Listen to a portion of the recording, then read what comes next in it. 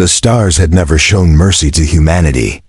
When the United Galactic Federation first laid eyes on Earth, their judgment was swift. Humans were too violent, too erratic, too volatile to be trusted.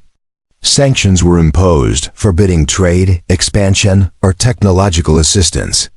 The decree was final. Humanity would remain shackled to its crumbling home world, a species fated to wither in the shadow of greater empires. Yet the Federation miscalculated one thing: humanity's defiance of extinction.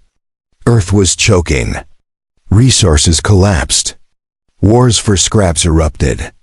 And the Federation simply watched, detached, like apathetic gods. They possessed the means to intervene, but their verdict had already been passed. Humanity was not worth saving. Still, in the hidden cracks of the world, buried in secret bunkers and forgotten labs, a different destiny was being forged. Visionaries, inventors, rebels, engineers, and warlords gathered with visionaries, bound by a single purpose: survival. They scavenged alien wreckage, bartered with smugglers, and dismantled forbidden tech, pushing human science far past its limits. The Federation believed Earth was trapped in isolation. They were wrong.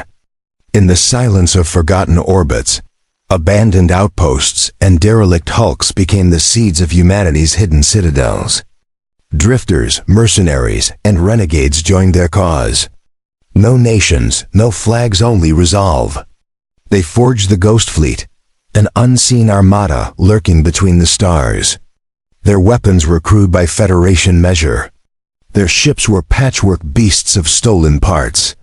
But they were human, adaptive, relentless, and most dangerous of all, unpredictable. For years, the Federation could not trace the raids on their convoys, the sabotage of their networks, the theft of their secrets. By the time they uncovered the truth, humanity was no longer chained to Earth. An empire in the shadows had risen. On the bridge of the Iron Revenant, Admiral Darius Kane stood with hands clasped behind him, eyes fixed on the abyss. His fleet drifted like predators in silence, waiting for the order to strike. Their target was Vorton 5, a lifeline world feeding the Federation's core. If a message was to be carved, it would be here. A soft chime echoed across the bridge. "Admiral," Lieutenant Reyes reported steadily.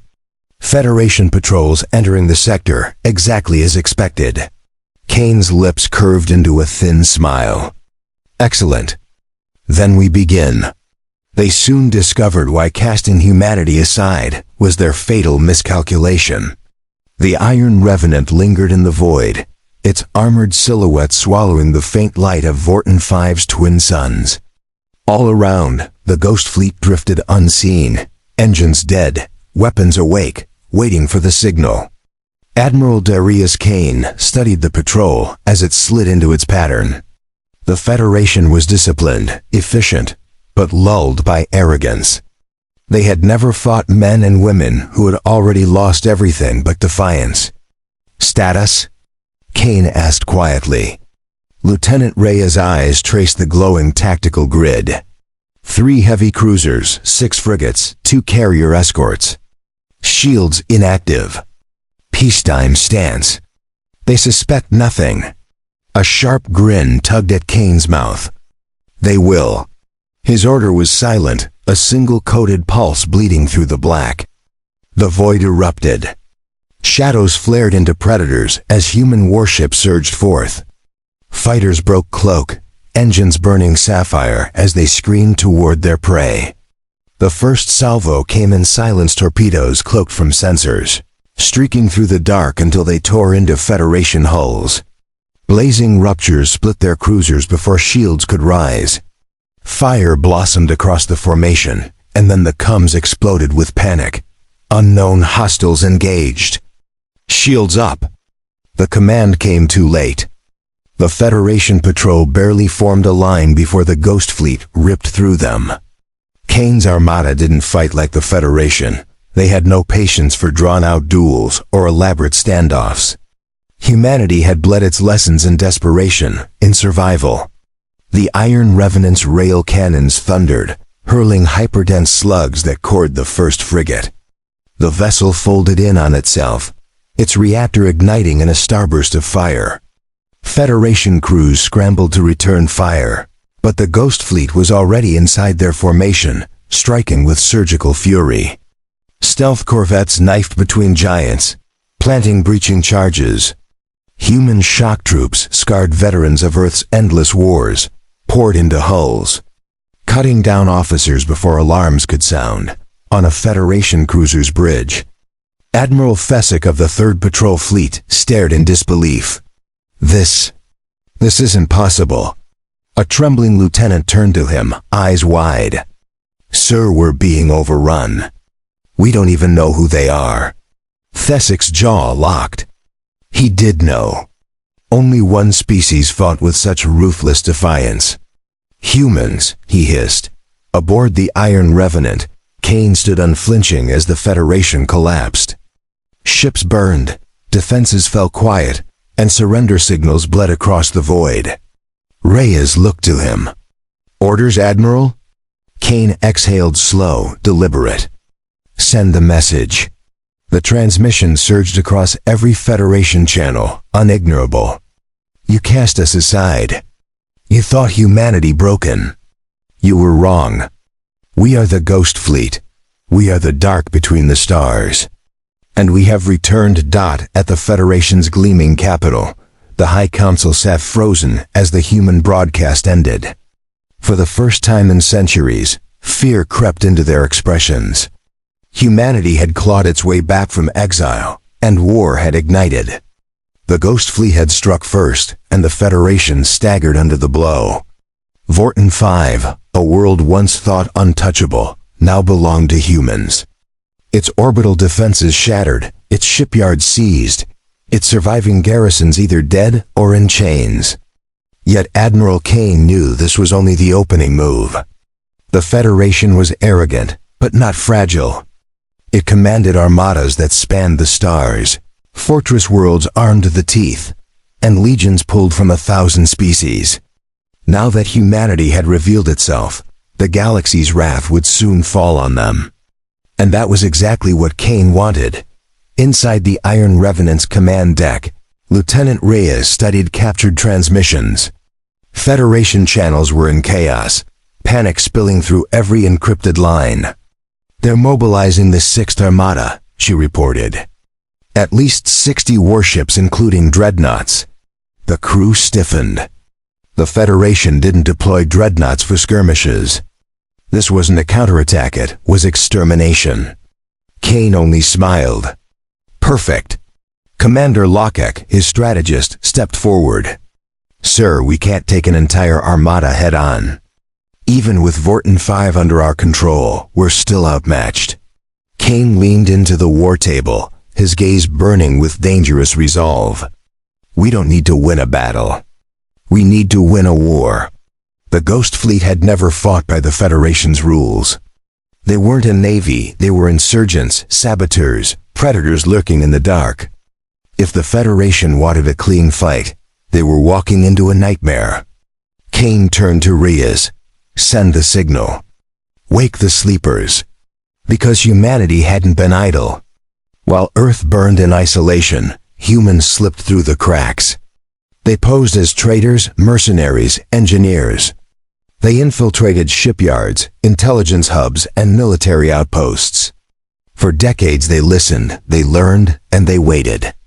And now, the waiting was over. Industrial world of Belthor 9. A human engineer working on a Federation battleship inserted a simple commandito the ship's AI. When the 6th Armada jumped to warp, its supply lines will accidentally be sent to the wrong coordinates, stranding half its fleet in deep space.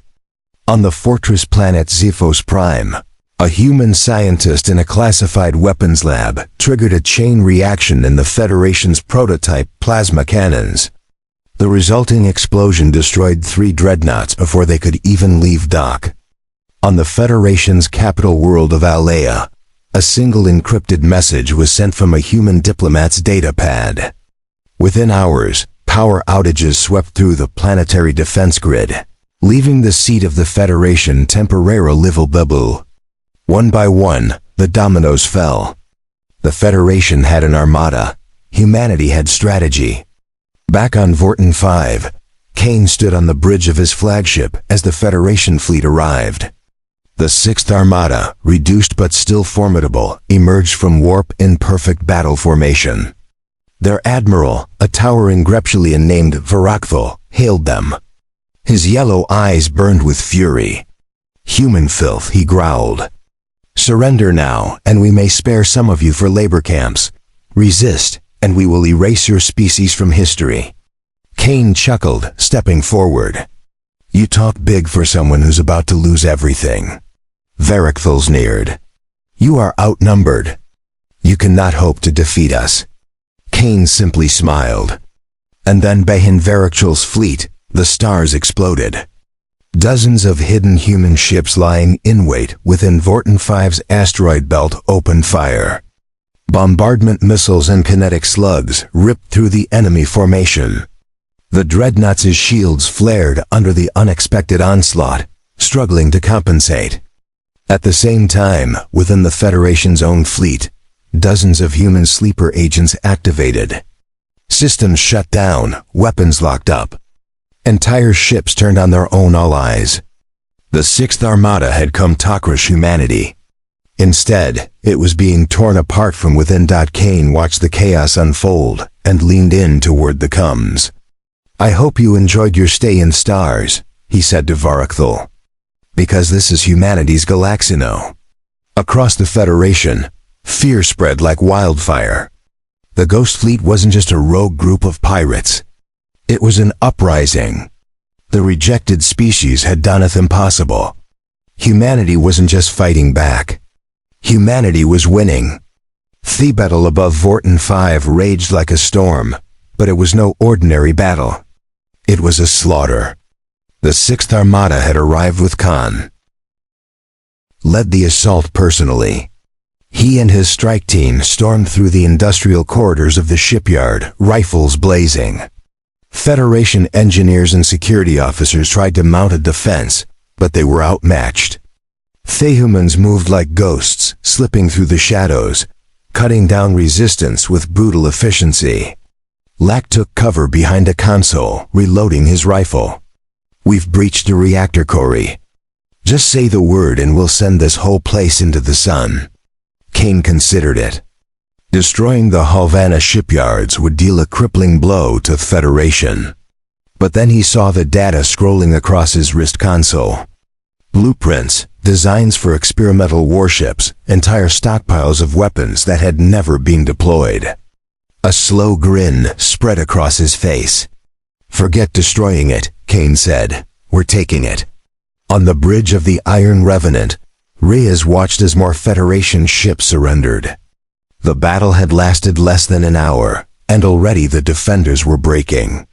The Ghost Fleet had struck fear into their hearts. "Admiral," she said into her comms, "we have full control of the shipyards. They're ours." Kane's voice was cold, victorious. "Then let's make some warships." Days later, the galaxy trembled as the news spread. The Ghost Fleet now controlled the largest shipyard in the sector. Human engineers wormed the station, converting Federation vessels into weapons of war. Factories that once served their enemies now built ships for humanity's empire. Across the galaxy, Federation leaders panicked. The humans weren't just surviving. They were expanding. And soon, nothing would stand in their way. The stolen warships of the Havana shipyards formed the backbone of humanity's new fleet. Once loyal to the Federation, they were now refitted with human ingenuity, stronger hulls, deadlier weapons, and an AI system designed to outthink their enemies. Kane stood on the command deck of the Iron Revenant, watching as engineers finalized modifications on a dreadnought that had once been the Federation's pride. Now it bore humanity's black insignia, a symbol of defiance against those who had cast them aside. Locke approached, arms crossed. "Fleet reports are in. We've retrofitted over 12 capital ships and even more support vessels. Our numbers are still small, but with these ships, we can punch way above our weight. Reyes chimed in. And the Federation knows it. They're immobilizing for a counterattack. High Council's putting out bounties on every single one of us. Kane smirked. Good. Let them waste their resources hunting shadows. Reyes hesitated. There's something else. We've been receiving transmissions from non-human species. The Federation's iron grip isn't as strong as they want us to believe. Some of their vassal races see us as a way out. They want Tadok. Kane's grin faded into a thoughtful expression. The Federation had ruled for centuries through fear and control. Entire civilizations were subjugated, forced into servitude, their cultures stripped away. And now, for the first time in history, there was a new power rising. Set up the meetings, Kane said. Let's see if they want more than just words. The first to arrive were Thessalari, a reptilian species known for their brutal efficiency in combat. Once elite shock troopers for the Federation, they had grown disillusioned with their masters. Their leader, High Marshal Tovik, stood across from Kane in the war room. You fight the Federation, Tovik said, his voice a low growl. We have fought for them, killed for them, but we were never more than tools, disposable. His yellow eyes narrowed. We are done being tools. Kane leaned forward. Then fight for yourselves. Fight with us. Help us bring the Federation to its knees. To studied him for a long moment. Then, slowly he nodded.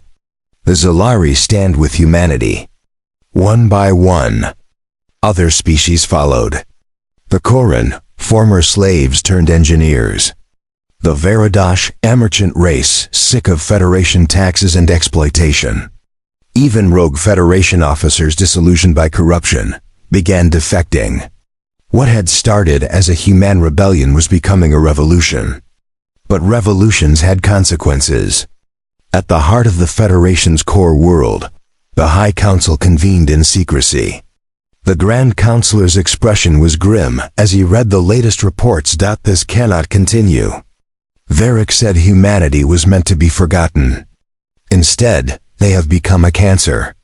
An intelligence officer stepped forward. We've located their fleet. They're massing near the Ravos expanse. If we act now, we can crush them before they grow any stronger. The counselor smirked in agreement.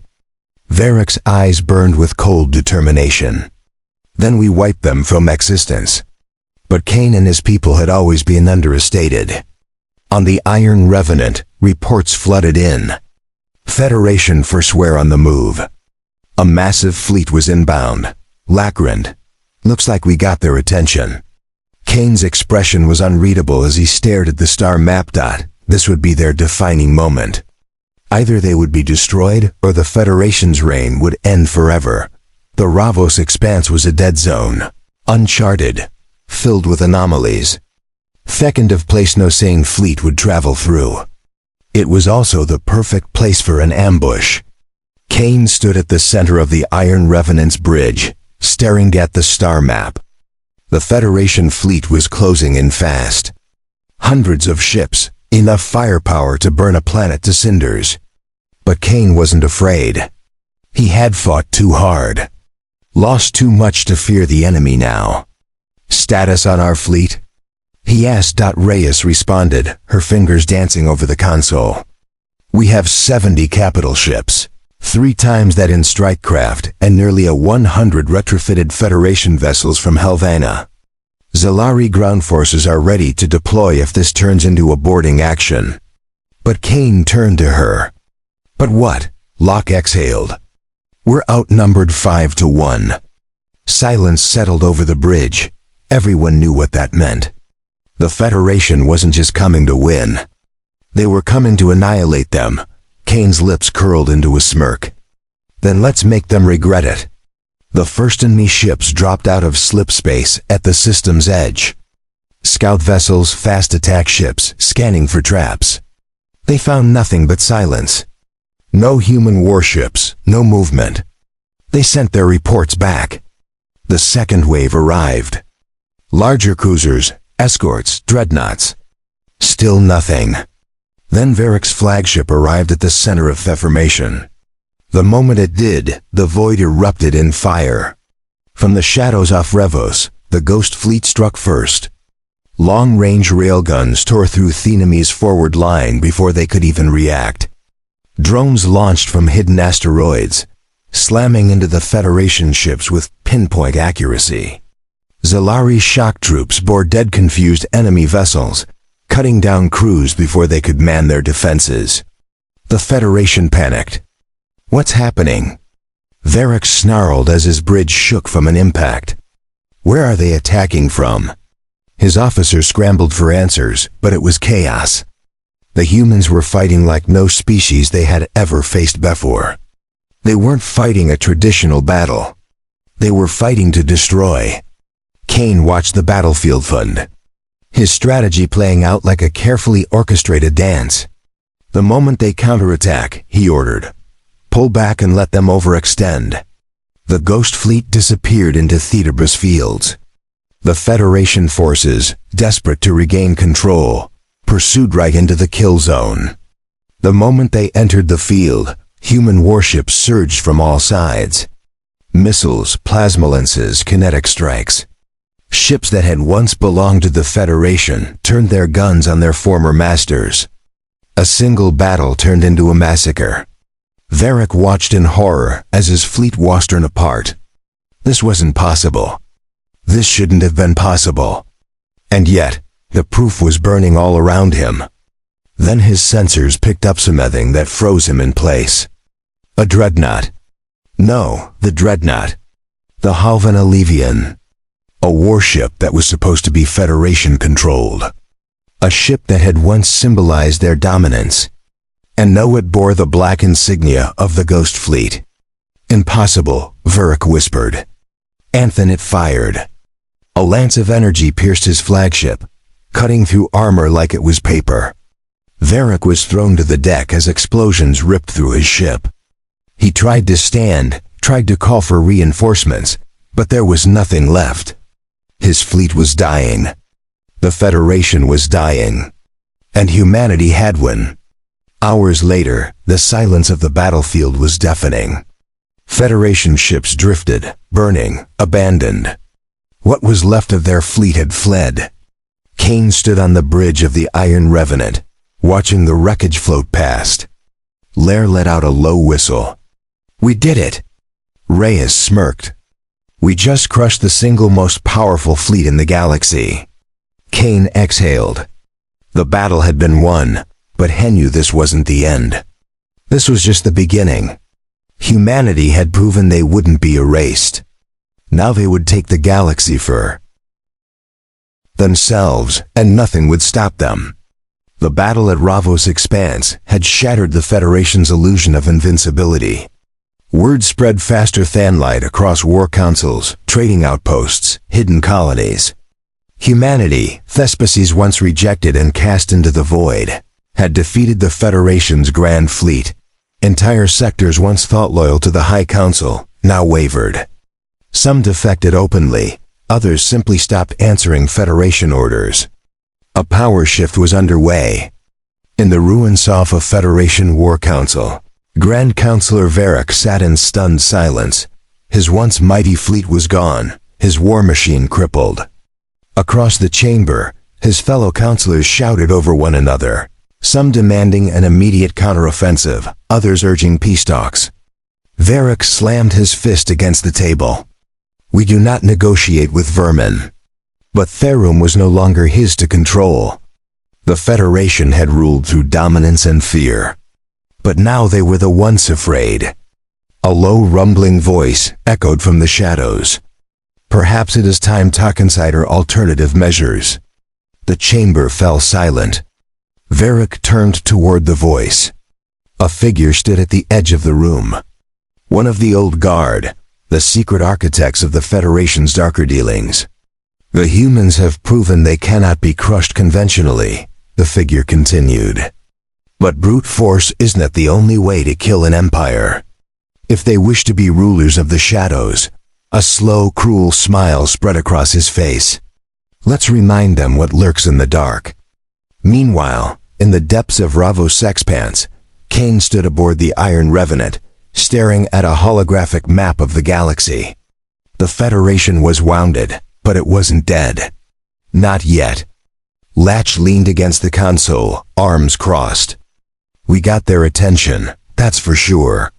But we both know they're not just going to roll over. Kane nodded. Number harder, smarter. We have to be ready. Reyes spoke up. Then maybe it's time we stop reacting. Kane turned to her, curious. Reyes smirked. The Federation built its empire by subjugating others. What if we built ours by liberating them? The room fell silent as the weight of her words settled in. Humanity had spent centuries surviving in the shadows, fighting just to exist. But now they weren't just fighting for themselves. They had allies. They had a fleet. They had the power to change the galaxy itself. Kane looked out the viewport where the remnants of the Federation fleet still smoldered in the distance. He could see it now. Planets rising against their oppressors. Entire species rallying under a new banner. Humanity's banner. Then we take the fight to them. Kane said. No more waiting. No more hiding. He turned to his officers, a slow, determined grin spreading across his face. We're not just here to survive anymore. He tapped the holographic map, marking the first target. We're here to conquer. And so it began. The Federation had cast humanity into the void. They had rejected them, abandoned them, tried to erase them. But humanity had served. And now they would rule. The Ghost Empire had risen, and the galaxy would never be the